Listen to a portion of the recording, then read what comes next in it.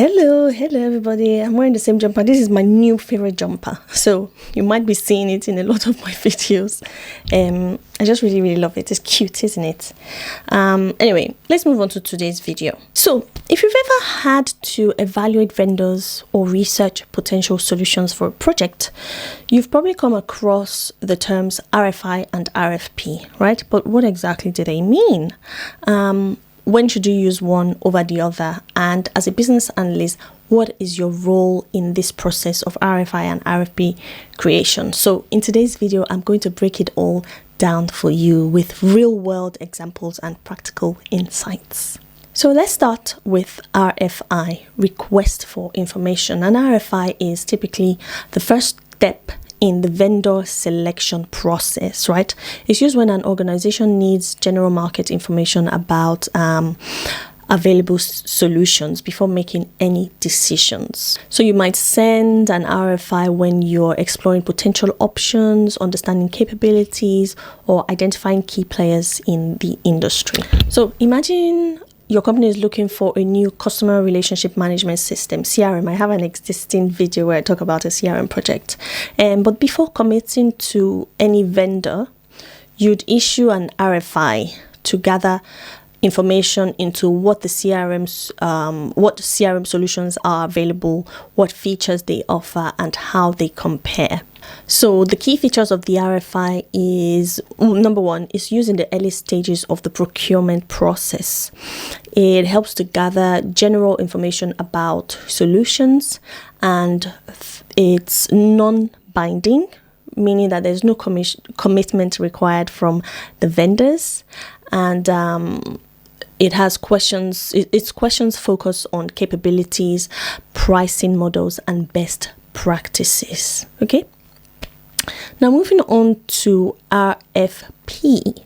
An RFP, request for proposal, is a more detailed and formal document, and it's used when you're ready to solicit bids from vendors and choose a solution, right? So at this stage, you know what you need. You know, you're asking the vendors to submit formal proposals explaining how they would meet your requirements.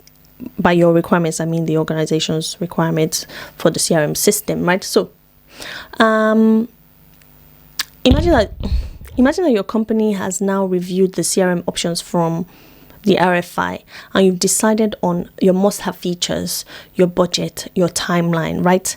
This is the time you then issue the RFP to the vendors that you've selected, asking them for detailed proposals that outline implementation strategies, costs, and service commitments. Right, so what are the key features of an RFP? It's, like I mentioned, it's used when you know your requirements and you need a specific solution. Right? Vendors must provide a detailed proposal on how they meet your needs, right? It's legally binding as opposed to the RFI. The vendors compete for the contract, okay? And finally, it includes pricing, technical details, as well as support structure for the project. So what are the key differences here between the RFI and RFP, right? Let's compare them side by side so you can easily see when to use each of them. So looking at the table here, in exploring the differences, right? For RFI, the purpose is for gathering general market insights. What is available there to meet our solution? Who are the key vendors that can meet our solution, right?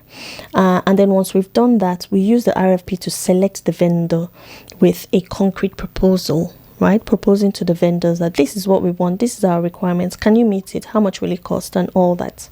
Another feature is the timing. The RFI is used at the early stage, right? Before making any decisions. We haven't made any decisions, we're just exploring. And then the RFP is used at the later stage after defining the requirements. Another feature is the level of detail, right? For the RFI, high-level questions are asked, and it's exploratory. Whereas for the RFP, it's detailed. It has detailed requirements and solution proposals. Another feature is binding, right? for the RFI, it's not binding, it's just for information, we're requesting information from the vendors. We don't really have our clear requirements in the proposal, right? Whereas in the request for proposal, we have it's a binding document, meaning that the vendors have to compete for the contract. So we send that request for proposal document to the vendors to tell us what value they can bring for us, how they can meet our solutions, how they can meet our requirements, how they can solve our issues. So those are the key differences there, right? So how can business analysts contribute to the RFI and RFP process? I know that most BAs are mainly involved in project work, generally, right? Gathering, eliciting requirements, working with stakeholders, building relationships, and defining business needs, right? But did you know that we also play a key role before the project even kicks off, right? This is where we contribute to the creation and evaluation of RFIs and RFPs. So as a business analyst, your involvement in this phase, it helps shape the direction of the project before it even begins, right? Here is how. The first area is in requirements elicitation, right? As a business analyst, you work with stakeholders to determine the business needs before issuing an RFP. And then we work in creating the RFI and RFP documents, right? As a business analyst, you help to structure the documents so that you can ensure that they ask the right questions. Thirdly, we use it for evaluating vendor responses, right? So as a business analyst, you then will analyze the responses, you compare the proposals, and then you assess the alignment with business goals. And finally, in facilitating decision making. As a business analyst, you help the stakeholders to understand the differences between the vendors, all the vendors that have sent their proposal, and then make an informed choice. So where exactly do these documents fit in the project lifecycle, such as the SDLC, for instance, or the Agile framework? The RFI and RFP process typically happens before the project, so it's not part of the whole project, right? So it happens before the project officially starts, and here's how it aligns. It aligns at the pre-project phase, right? So before development begins, the organizations need to explore the available solutions, analyze the cost, and assess the vendor capabilities, right? This is where RFIs help in market research. This then leads me to the business case, which is another document that we help to create, the business case development. Once we have established feasibility, the RFP process then helps us to select a vendor that aligns with the project goals. And then finally, in pre-backlog grooming, maybe in the agile environment, so before adding a new system or a tool into the backlog, RFIs and RFPs can provide clarity on technical and business requirements. So whether you're working in waterfall environment or agile environment, understanding RFIs and RFPs can significantly influence the project's success by ensuring that you choose the best solution early on. And what helps to justify this is another document called the business case document, which I'll share in my next video.